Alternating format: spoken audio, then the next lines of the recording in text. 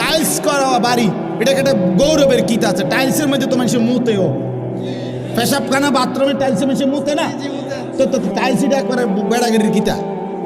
Tiles কি স্বর্ণ দিয়ে নি বানাইছে? এটা তো মাটি দিয়ে বানাইছে আর কি। টাইলস কি দিয়ে বানায়? মাটি দিয়ে বানাবি না।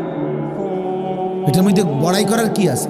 আমরা একটা টাইলস এলা ঘর করছি। আমার একজনে কইছে, হুজুর আল্লাহ রহমতে 60টা রুম ওলা একটা ঘর করছি, ভিতরে 2টা বাথরুম, বাথরুম দিয়েও টাইলস। আমি বললাম আল্লাহু আকবার। চাচা আমনের কপাল চাচা, আল্লাহ দিছে আমনে রে।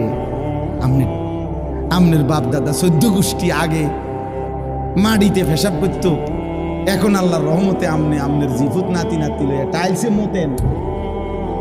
কত বড় নিয়ামত আমনের জীবনে, আর আছে কি? এরপর মরে গেলেই তো শান্তি। আমি টাইলসে মুতছেন তো, নাহলে এটা কীর্তন করলেন? এটা যে বাথরুমটি শুদ্ধ টাইলস, মানে এটা কিতা?